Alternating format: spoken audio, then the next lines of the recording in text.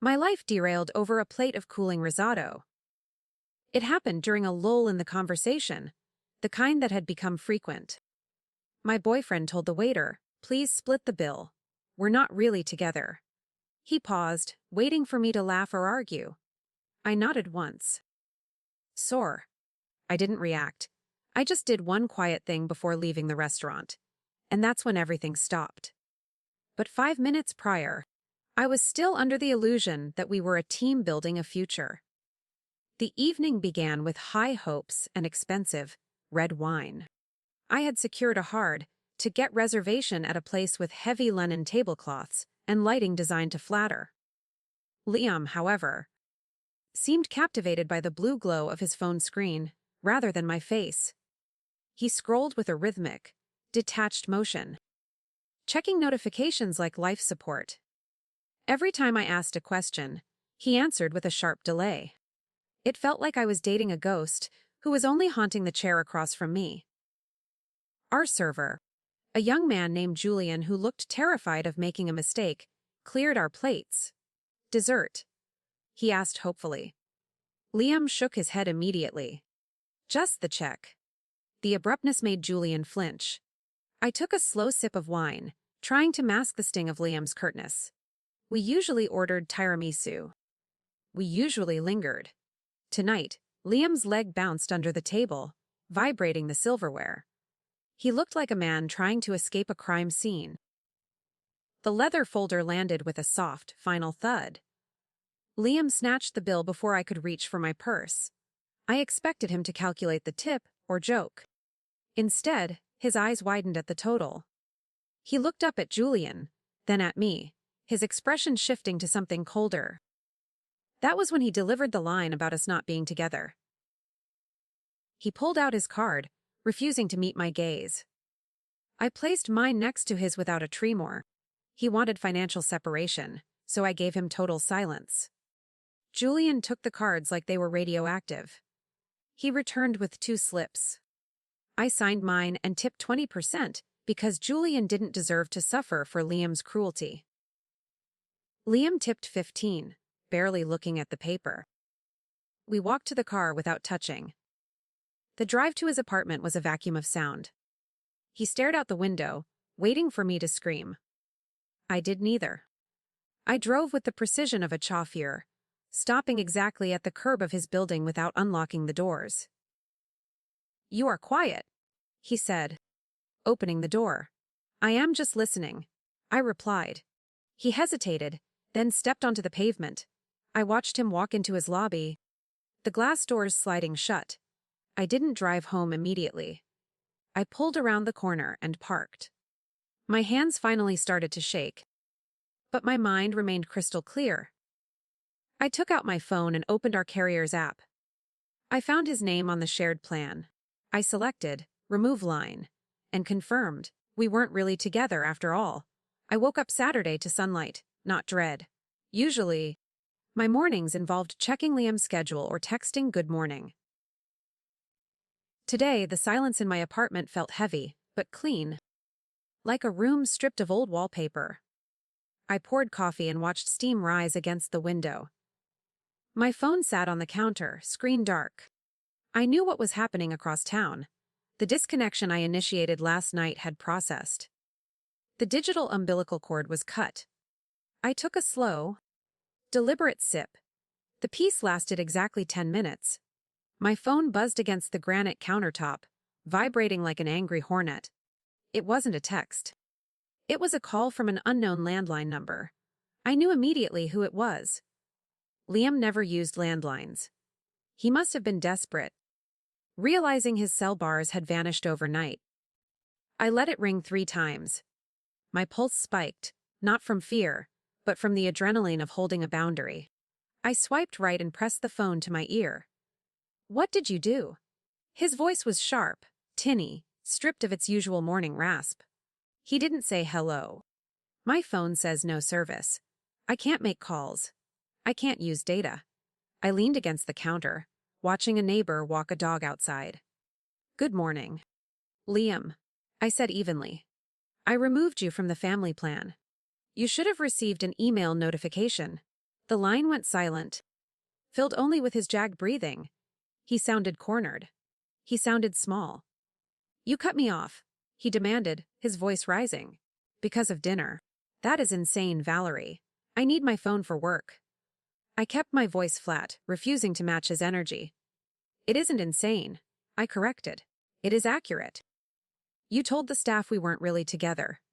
I respected that statement. I traced the rim of my mug. Couples share phone plans. Single people managing their finances separately do not. I was just following your lead on splitting the bill. I was stressed. He snapped. The excuse automatic. It was a figure of speech. You know I didn't mean it literally. He was rewriting history, painting me as the villain. "Words have meaning," I said. "You humiliated me to save $40.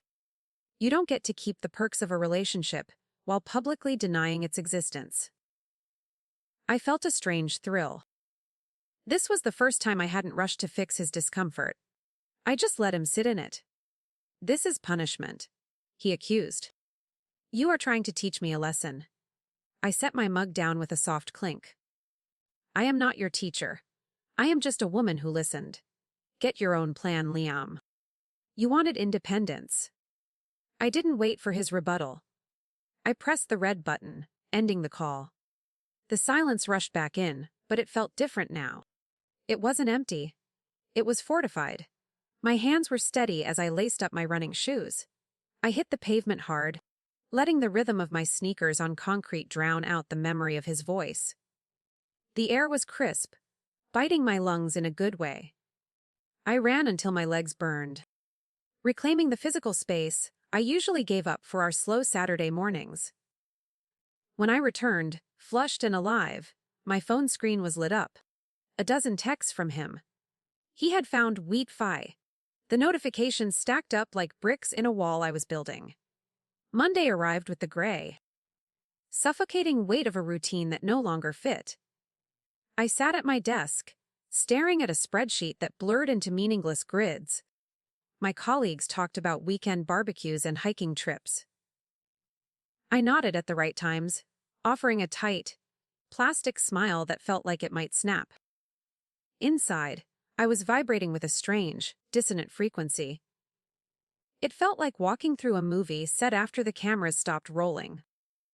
The breakup wasn't real yet. By lunchtime, the air in the office felt too recycled to breathe. I grabbed my keys and retreated to the parking garage, seeking the concrete sanctuary of my sedan. The silence inside the car was heavy, smelling of old leather and the vanilla air freshener Liam hated. I leaned my head back, closing my eyes against the fluorescent overhead lights. I just needed 10 minutes to recalibrate. Then my phone rang. A local number. I almost ignored it, but curiosity won. "Hello." I answered, my voice sounding rusty. "Hi, is this Valerie?"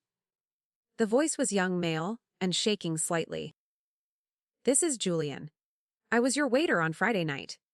At the Italian place." My stomach dropped through the floorboards of the car. The image of the leather bill folder flashed in my mind. "I know this is incredibly unprofessional." He rushed on. "I got your number from the reservation system. I debated calling all weekend. But I couldn't just leave it." My grip tightened on the steering wheel until my knuckles turned white. "What is it, Julian?" I asked, bracing for an apology about the service or the food. "He came back," Julian said. The words hung in the stale air of the garage. "Saturday night. Less than 24 hours after you left." The air vents hummed, blowing cold air onto my freezing hands. "He requested my section again," Julian added, his voice dropping to a whisper. "He didn't see me at first." "Who was he with?" I asked, though the answer was already forming in my gut like a stone. "A woman," Julian said. "Blonde." Loud laugh. "They ordered the same bottle of red wine you two had on Friday." The visual hit me like a physical slap. The same wine. The same table. He had staged our date night with a new lead actress before the credits even finished rolling on us. "They looked comfortable," Julian said. "Too comfortable for a first date." I closed my eyes, picturing the woman. Blonde. Loud. Did she have glasses? I asked quietly. Thick frames. Yeah, Julian confirmed. Red frames? It was her. The coworker. Work friend. He had been texting during our dinners for months. The one he swore was just intense about project management. She recognized me. Julian continued. She looked embarrassed for a second, then pretended Friday never happened. But he didn't care. He was practically glowing at her. Thank you for telling me? I said, my voice surprisingly steady. I really appreciate the risk you took. We hung up. I sat alone in the dim garage, staring at the concrete wall. The sadness that had shadowed me all weekend evaporated instantly. In its place, a cold, hard clarity crystallized in my chest. He hadn't asked for space because of stress. He had cleared the decks for her. I started the engine. I wasn't going back to the office. I drove to his building on autopilot, the familiar route now feeling like a trespass. I parked in the visitor spot, the one where the paint was peeling in the corner. His car was there. I walked to the intercom and pressed the button for 4B silence. I pressed it again, holding it down. My phone buzzed in my hand. A text from him. I am busy. I didn't reply. I texted back. I know about Saturday. The buzzer sounded immediately. The heavy door clicked open. The elevator ride was a silent ascent to the executioner's block. The hallway smelled of lemon polish and old carpet. His door was already ajar when I stepped out. Liam stood in the doorway, wearing sweatpants and a hoodie I had bought him for Christmas. He looked disheveled, but his eyes were guarded, darting behind me as if checking for witnesses. What is this? He asked, crossing his arms tight. You are supposed to be at work. He blocked the entrance with his shoulder. I stepped past him without asking, forcing him to shuffle backward. The apartment smelled overwhelming, like bleach and chemical citrus. He had cleaned everything, scrubbing away the weekend's evidence. I am not at work, I said, turning to face him in the living room. I am here to clarify the timeline. He scoffed, trying to regain the upper hand. You are acting crazy, Val, breaking in here because of a phone plan. Not the phone plan, I said. The wine. The red glasses. The table. His face went pale, the blood draining away as if I'd pulled a plug. I don't know what you are talking about, he stammered. But his hands gave him away. They twitched at his sides. Don't lie, I said, my voice dangerously calm. Julian saw you. He saw her. Saturday night. Same table. Liam paced a tight circle on the rug. It was just a work thing. We were finishing a project. We needed food. It meant nothing. He looked sick. You took a colleague to a romantic Italian restaurant on a Saturday? I asked. 4 hours after telling me we weren't really together. The logic cornered him. He stopped pacing and ran a hand through his hair. I was confused, he said, his voice dropping. We've been talking. Just talking. I felt guilty about us, and she was there. It just happened. The admission hung in the air, heavy and ugly. It didn't just happen, I said. You planned it. He looked up, eyes suddenly wet. Trying to summon the puppy, dog look that usually worked on me. I didn't want to hurt you, he whispered. He took a step forward, reaching out. I am just a mess right now, Val. I don't know what I want. He tried to grab my hand, treating himself like the victim of his own choices. I need you to understand. The audacity of his touch made my skin crawl. I stepped back, recoiling from his reach. I dug into my pocket and pulled out the silver key to his apartment. It felt cold and heavy, a relic from a life that no longer existed. I understand perfectly, I said. You wanted space to explore her. Now you have it. I dropped the key on the coffee table. It hit the glass surface with a sharp, decisive clatter. Don't call me when it falls apart. I turned and walked out, leaving him alone with his bleach and lies. The silence in my apartment was real, but the noise outside was growing. For 2 weeks, I kept to myself. dodging group chats and dinner invites. But whispers have a way of sliding under locked doors. I started getting texts from mutual friends asking if I was okay. In that specific, pitying tone people reserve for the unstable. Liam was busy. He wasn't just moving on, he was managing the spin.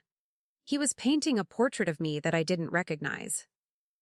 I agreed to meet Mark, a mutual friend, at a coffee shop.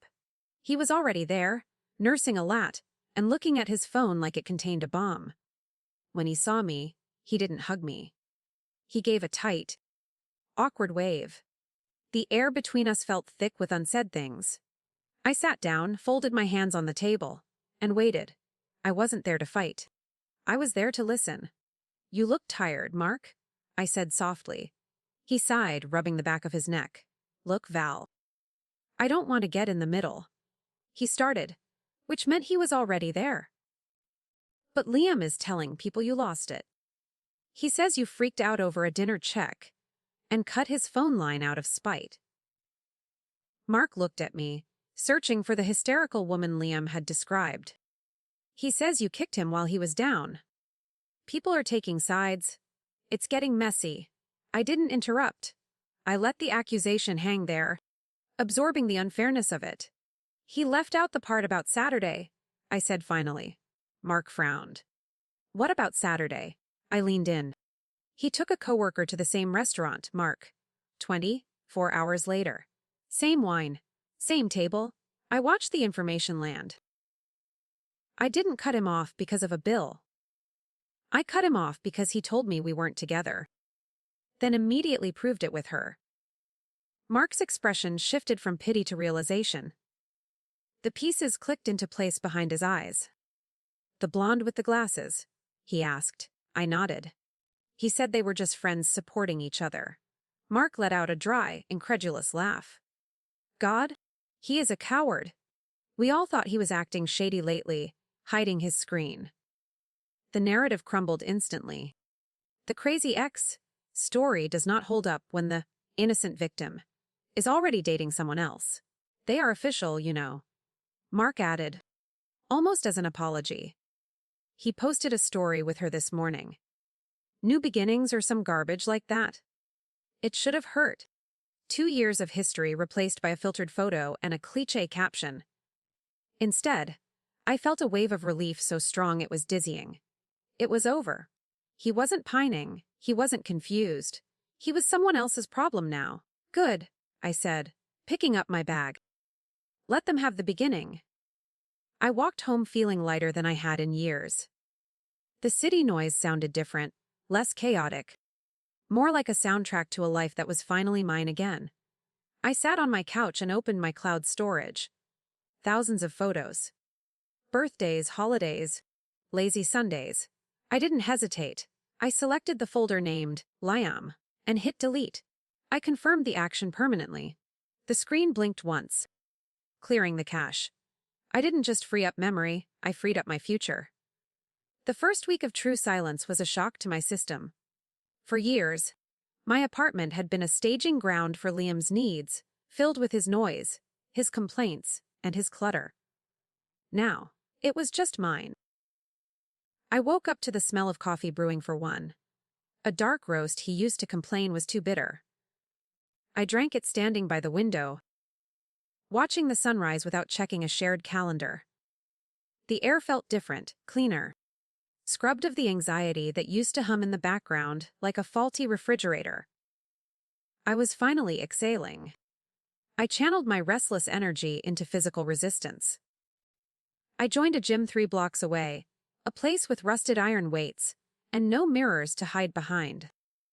I lifted until my arms shook, trading emotional heaviness for the satisfying burn of lactic acid.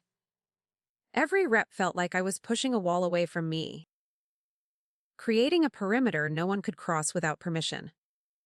My body was remembering how to be strong on its own terms. I wasn't training for a revenge body. I was training to be unshakable. The soreness was a reminder I survived. Evenings became a ritual of slow, deliberate creation. I stopped ordering takeout that compromised on what I actually wanted to eat. I bought fresh basil, expensive cheese, and cuts of meat Liam would have called a waste of money. I cooked risotto again, stirring it for 40 minutes in a rhythmic trance, reclaiming the dish that had started the end. Standing over the stove, the steam curling around my face, I realized I wasn't lonely. I was just alone.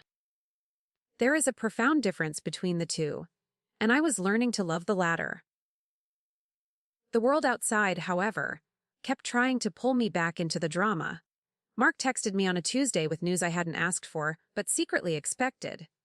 Trouble in paradise. The message read, apparently, the new beginnings with the coworker were already ending. The excitement of an illicit affair rarely survives the boredom of a real relationship. She didn't like his mess. He didn't like her demands. It was a classic implosion of two people who used each other as life rafts. I didn't smile when I read it. I just deleted the thread. Mark called later, unable to keep the schadenfreude to himself. He's miserable, Mark reported, his voice low like he was sharing state secrets. She broke it off. Said he was emotionally unavailable. I almost laughed at the irony of that diagnosis. Liam wasn't unavailable. He was just hollow, echoing whatever woman he was standing next to. He's been asking about you, Val, Mark added, dropping the real reason for the call. He says he made a mistake. I felt a cold prickle on my neck. Tell him to keep it to himself, I said. 3 days later, the inevitable arrived at my doorstep. It was late, past 9, and rain was lashing against the windows. I was reading on the couch, wrapped in a blanket, when a knock shattered the peace. It wasn't the hesitant tap of a delivery driver unsure of the address. It was a rhythmic, confident rap. 3 sharp beats. I froze, my heart hammering a warning against my ribs. I knew that knock. I had answered it hundreds of times before. It was the sound of a past I had buried coming back for air. I walked to the door with silent, stockinged feet, refusing to make a sound. I pressed my eye to the peephole, the glass distorting the hallway into a fishbowl view. Liam stood there. He looked wrecked. His hair was wet, plastered to his forehead, and he was holding a dripping bodega bouquet of cheap carnations. He shifted his weight from foot to foot, looking at the floor, then back at the door. He looked like a man who assumed forgiveness was a vending machine he could just kick until it worked. I debated leaving him there to soak in the hallway humidity. It would be the smart move, the safe move. But silence allows people to invent their own answers. And I wanted there to be no ambiguity this time. I needed him to see me, not the crying girlfriend he left, but the woman who had rebuilt herself in the vacuum he created. I reached for the deadbolt. My hand was steady. I unlocked it with a loud, metallic clack that made him jump, but I didn't swing the door wide open yet. I slid the brass chain lock into its track before cracking the door. The gap was only 3 inches wide, a slice of light cutting across his face. He blinked, surprised by the barrier. Val, he breathed, the name sounding foreign in his mouth. He tried to step forward, but the chain caught, holding the door firm. It rattled sharply, a golden line drawn in the air between us. I can't let you in, Liam, I said through the crack. The lease on this space has expired. He peered through the gap, his eyes scanning what he could see of the apartment behind me. He probably expected to see piles of tissues or a shrine to our relationship. Instead, he saw a clean living room, a lit candle, and a book on the table. He saw a life that was functioning perfectly without him. The realization hit him harder than a shout. I wasn't suffering. I was thriving. I just want to talk, he pleaded, clutching the flowers. I messed up. I looked at the chain, taut and strong. Liam pressed his face closer to the gap, the smell of rain and stale adrenaline drifting into my hallway. Valerie, please, he said, his voice cracking. I didn't think it would end like this. She meant nothing. It was just noise. I was confused. He lifted the carnations slightly, as if the wilted petals could bridge the distance between us. I miss you. I miss us. I made a huge mistake. He wasn't apologizing for the hurt. He was apologizing for the consequences he was currently suffering. I leaned against the doorframe, feeling the cool wood against my shoulder. A mistake is forgetting to buy milk. Liam, I said softly. You didn't make a mistake. You made a series of deliberate choices. I watched his eyes dart around, looking for an opening in my logic. You chose to humiliate me in public. You chose to text her while I sat across from you. You chose to take her to our spot. I kept my voice low. You didn't trip and fall into a reservation for two. He flinched, pulling the flowers back against his chest like a shield. It was just one dinner, he insisted, the old defensive edge creeping back into his tone. Nothing happened. We just talked. I realized immediately that she wasn't you. He looked at me with pleading eyes, trying to leverage our history to force the lock. Doesn't 2 years mean anything? You are throwing everything away over one bad weekend. He was doing it again. He was trying to make me feel unreasonable for having a memory. I still love you. He blurted out, the words landing heavily on the floor between us. I never stopped. I was just scared. Things were getting so serious, and I panicked. He reached a hand toward the gap, his fingers hovering inches from the chain. I know I messed up, Val. But love is about forgiveness, right? It's about working through the hard stuff. He looked at me expectantly, waiting for the magic word. He thought love was a get-out-of-jail-free card. I looked at his trembling hand. You don't love me, Liam. I said, my voice steady and devoid of cruelty. You love that I was reliable. You love that I handled the bills. You love that I made you feel safe while you looked for excitement elsewhere. He opened his mouth to argue, but I pressed on. You love the phone plan. You love the comfort. That isn't love. That is utility. I saw the truth land behind his eyes, dull and heavy. He swallowed hard, his Adam's apple bobbing. That's not fair, he whispered. I am trying to fix this. Just let me in for 5 minutes. We can sit down. We can talk like adults. He pushed gently against the door, testing the chain's strength. I can explain everything better if you just look at me without this barrier. Please? Just 5 minutes to make it right? The wood creaked under his pressure. It would be so easy to slide the metal knob and let him back in. I looked at the brass chain, a thin piece of metal holding back a tidal wave of chaos. If I opened it, the smell of him would fill the apartment. The doubt would return. The anxiety would start its low hum again. I realized then that the chain wasn't trapping me inside. It was keeping the contamination out. My apartment was a sanctuary, and he was a muddy boot trying to track dirt across a white carpet. I shook my head slowly. The bill is paid, Liam, I said, the words coming out with absolute finality. There is nothing left to split. He stared at me, confusion warping his features. What does that mean? He asked. It means we are square, I replied. You got your space. I got my clarity. You told the waiter we weren't really together. I am finally agreeing with you. I saw the hope extinguish in his eyes, replaced by the dull gray of defeat.